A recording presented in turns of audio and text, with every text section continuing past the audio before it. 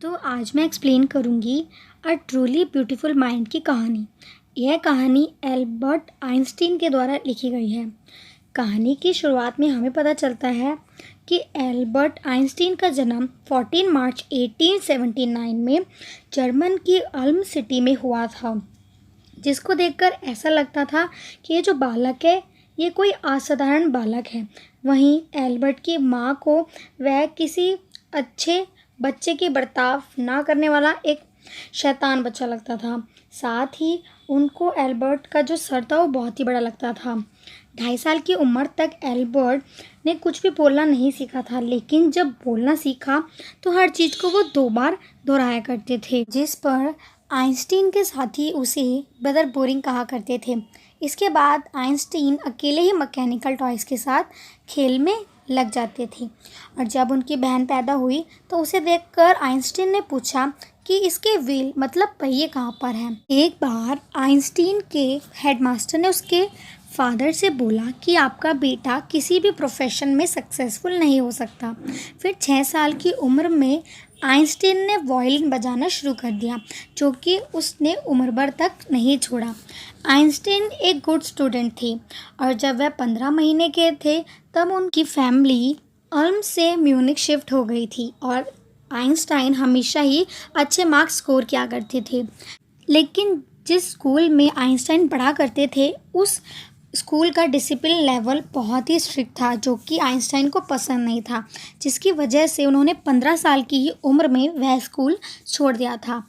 School छोड़ने के 1 साल पहले एल्बर्ट की फैमिली को किसी वजह से मिलान, जो कि इटली की एक जगह है, वहाँ पे शिफ्ट होना पड़ गया था, और उन्होंने आइंस्टीन को उनके रिलेटिव के यहाँ छोड़ दिया था।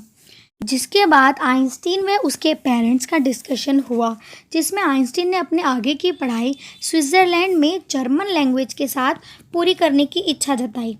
एल्बर्ट को मैथ्स व फिज़िक्स में कुछ ज़्यादा ही इंटरेस्ट था, और अपनी आगे की पढ़ाई यूनिवर्सिटी ऑफ ज्यूरिख से करने का डिसाइड किया। लेकिन साइंस ही एक अकेली चीज़ नहीं थी जिसमें उनका इंटरेस्ट था। वो थी मिलीवा मरायक नाम की लड़की, जो सर्बिया से बिलोंग करती थी। मलाइवा भी यूनिवर्सिटी ऑफ ज्यूरिख में ही पढ़ा करती थी, जो कि एकमात्र यूनिवर्सिटी थी जहाँ लड़कियों को डिग्री मिला करती है। मिलीवा को आर्ट, लिटरेचर, म्यूज़िक में इंटरेस्ट था, लेकिन यह सब आइंस्टीन की फैमिली और वह वहाँ के लोगों, जो यूनिवर्सिटी के लोग थे, उनको पसंद नहीं था। इसके बाद वह दोनों प्यार में पड़ गए। साथ ही वह दोनों एल्बर्ट और मिलीवा एक दूसरे को लेटर भी शेयर किया करते थे। फिर आगे आइंस्टीन लिखते हैं कि वह बहुत ही खुशी का दिन होगा जब वह उनकी जो रिलेटिविटी की थ्योरी है उसका कंक्लूजन लिखेंगे। आगे बताते हैं 1900 में आइंस्टीन जब 21 साल की उम्र में अपनी ग्रेजुएशन कंप्लीट करते हैं, और फिर उन्हें टीचिंग असिस्टेंट का काम मिलता है, जिसमें वह प्राइवेट लेसन्स दिया करते थे। इसके बाद 1902 में आइंस्टीन को एक सिक्योर्ड जॉब बर्न, जो कि जर्मन का एक शहर है, वहाँ पे टेक्निकल एक्सपर्ट के तौर पे पेटेंट ऑफिस में मिलती है। अपनी जॉब के दौरान जो आइंस्टीन थे वो अपने आइडियाज़ पे भी वर्क करा करते थे, और मजाक में अपने ही डेस्क को ब्यूरो ऑफ थियोरेटिकल फिज़िक्स बोला करते थे। 1905 में आइंस्टीन का एक फेमस पेपर, जिसमें स्पेशल थ्योरी ऑफ रिलेटिविटी के बारे में छपा था, उससे हमें टाइम व डिस्टेंस एब्सोल्यूट नहीं है के बारे में पता चलता है। मतलब ये दोनों किसी और के साथ मेजर किए जाते हैं। साथ ही सेम टाइम दिखाने वाली 2 घड़ियाँ अगर किसी जर्नी पे एक साथ जाएं तो वे आगे पीछे हो ही जाएंगी। जिसके बाद वर्ल्ड मोस्ट फेमस फार्मूला हमें बताया गया है, वो है E=mc²। एल्बर्ट जो थे वो मिलीवा से शादी करना चाहते थे अपनी पढ़ाई ख़त्म होने के बाद, लेकिन उनकी जो मदर थी वो इसके अगेंस्ट थी, क्योंकि जो मिलीवा थी वो 3 साल बड़ी थी एल्बर्ट से, और वो सोचते थे कि मिलीवा भी बहुत ज़्यादा इंटेलिजेंट है और वो किसी बुक की तरह ही लगती है, जिसकी वजह से आइंस्टीन ने शादी कैंसिल कर दी। फिर उसके बाद दोनों पेयर जो है आइंस्टीन और मिलीवा ने शादी कर ली जनवरी 1903 में, जिसके बाद उनके 2 सन हुए। लेकिन उनकी जो मैरिज है वो कुछ ज़्यादा समय तक नहीं चली, क्योंकि जो मिलीवा थी वो अपने एम्स पूरे नहीं कर पा रही थी, और इसी वजह से 1919 में उन दोनों ने डिवोर्स ले लिया और फिर सेम ईयर में आइंस्टाइन ने अपनी कज़न एल्सा से शादी कर ली, जिसके बाद 1915 में आइंस्टीन ने एक journal theory of relativity paper में पब्लिश करवाई। इसमें उन्होंने सोलर एक्लिप्स मतलब सूर्य ग्रहण जो कि 1919 में आएगा उसका मेंशन किया, जो कि बाद में चल के सही प्रूव हुआ।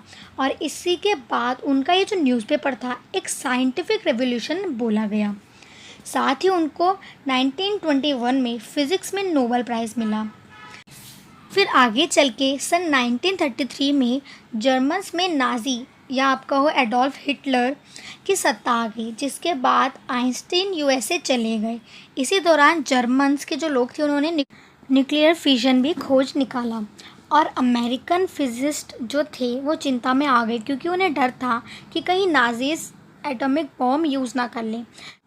फिर अपने कलीग के कहने पर एल्बर्ट ने 1939 में अमेरिकन प्रेसिडेंट फ्रैंकलिन रूजवेल्ट को एटॉमिक बॉम्ब यूज़ करने पर उससे होने वाले रिज़ल्ट के बारे में बताया, लेकिन इसका इम्पैक्ट प्रेसिडेंट पर सीधा पड़ा, जिसके बाद तुरंत अमेरिका ने एटॉमिक प्रोजेक्ट पर काम शुरू कर दिया।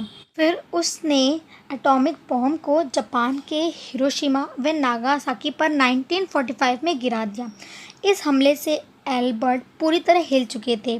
फिर उन्होंने एक ऑफिशियल लेटर यूनाइटेड नेशंस को लिखा, जिसमें उन्होंने वर्ल्ड गवर्नमेंट बनाने का सुझाव दिया, लेकिन इसका कुछ खास असर नहीं हुआ।